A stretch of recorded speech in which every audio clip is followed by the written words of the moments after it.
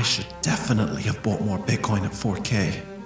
Was the stock to flow model right all along? I thought it was a meme. Is the Bitcoin halving a classic sell the news event? Or is that what the masses now think? Does my stomach think all potato is mashed? Okay, let's do this. Top news story of the day. What is it? Please be something good. Board of Governors of the Federal Reserve System, lovely bunch of gentlemen, so Fiat Daily would think. Reserve requirements. As announced on March 15th, 2020, the board reduced reserve requirement ratios to 0%, effective March 26, 2020. This action eliminated reserve requirements for all depository institutions. So banks apparently need no money in the bank to be able to loan it. What? This is actually insane. I can't believe what my eyes are seeing right now. Just over a decade since the last global financial crisis. This is fine.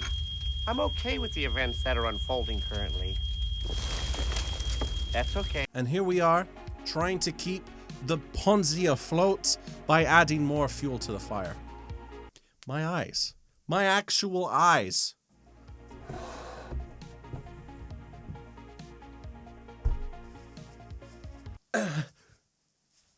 Yeah, I don't know about a YouTube video today. I've got a bad taste in my mouth. Maybe I should try a different type of video.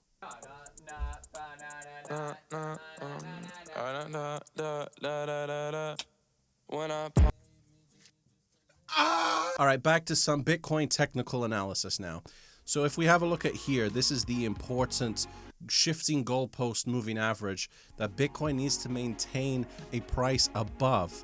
However, if it is to get to this level right here, we could go right here, I believe. However, if this all important level is not maintained, I feel that we could go down here to around here. So we need to be very careful. Someone told me that this is the best Bitcoin video of all time. Does it beat my own stuff though? I don't think so.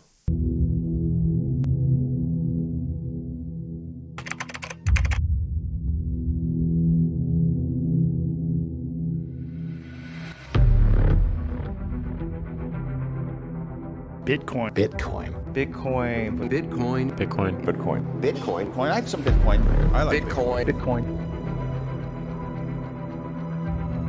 Now it looks like we may hit the 17,000 mark.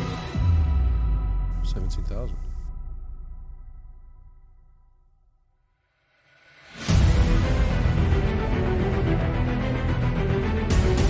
I do think people are maybe underestimating Bitcoin. This is bigger than the internet. It's bigger than the Iron Age. This affects the entire world. The one thing that's missing, but that will soon be developed, is a reliable e-cash. Is the Fed just going to print money? That's literally what Congress has told us to do. Every fundamental indicator of Bitcoin, usage, wallets, block size, transaction size, number of transactions, hash rate, making new highs. The system of central banking is now experiencing a worldwide crisis that's completely unprecedented. It's never happened before. Wow. I actually couldn't see any of that, but literal chills. And it's healed me. No, I actually can't believe I'm about to say what I'm about to say. Believe me, no one is more surprised about what I'm about to say than me. Bitcoin has been volatile recently. I know. What?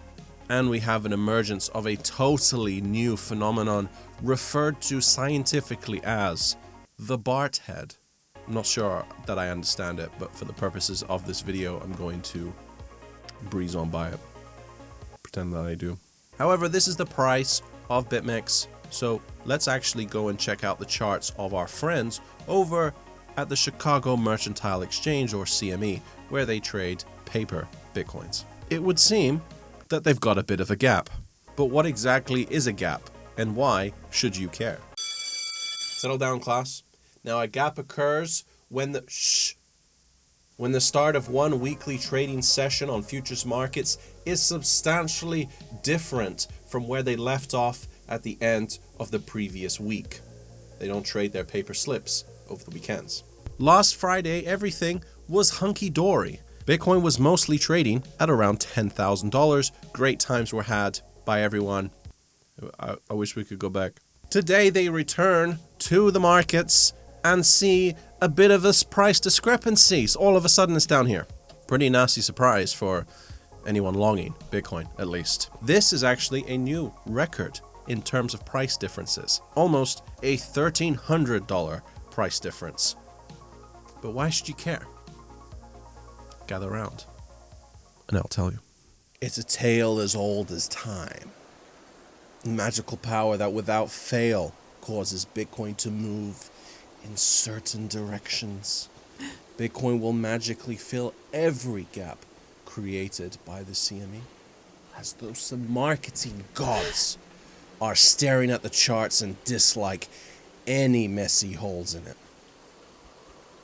There's still no earthly explanation as to why this occurs, at least, so there's not much I can say about it, except for the fact that if you do believe in this, then technically it's a bullish theory, idea, old wives' tale.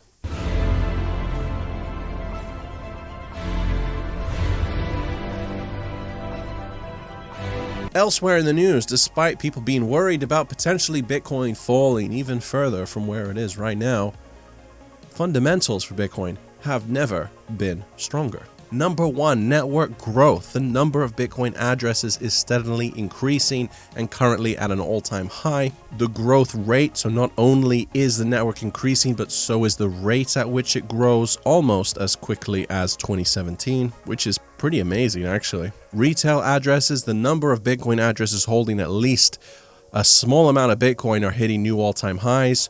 Whole coiners as well. This is the interesting part though. Whales, both the number of Bitcoin addresses and entities holding more than or at least 1,000 Bitcoin are well on their way to reach new all-time highs in 2020. So you know that argument that people toss out against Bitcoiners is the fact that these whales manipulate the markets. They just dump on poor, unsuspecting, stupid FOMO retail idiots. Well, that's still true. However, at the same time, whales are also increasing the amount of Bitcoin that they hold long term rather than decreasing. So that's pretty bullish.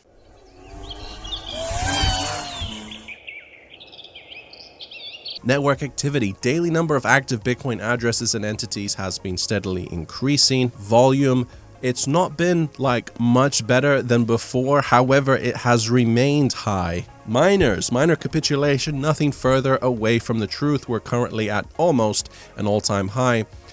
We'll wait to see what effect the Bitcoin halving is going to have on them, because all miners are going to take some sort of profitability hit here. But at the moment, the reason that you should care about this chart is not because, oh, the network's more secure. I mean, yes, but it's almost overkill at this point. What's actually interesting about this chart is that it basically shows people's confidence in the network. Blocks, I could make, a funny comparison about the fact that the number of blocks for Bitcoin come out very steadily, very regularly, around 10 minutes, and then some competing forks. You could wait 6 hours on occasion, but who cares? Yes, Bitcoin remains a volatile asset and short-term price action is still subject to large drops. But zooming out, Bitcoin's fundamentals keep on painting a strong and unambiguously bullish picture. That's basically exactly what I want to say as well if I was as eloquent. Whatever happens short-term for Bitcoin, long-term, I am very bullish for these reasons and many more. In fact, let me give you an example. Bitcoin outlives first website that declared it dead back in 2010.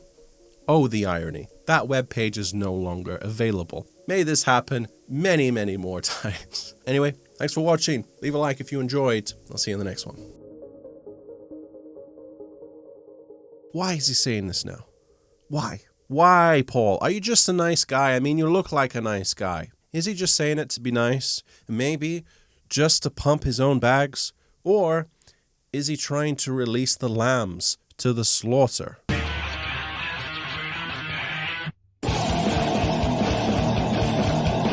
Yes, I'm aware they were ducks.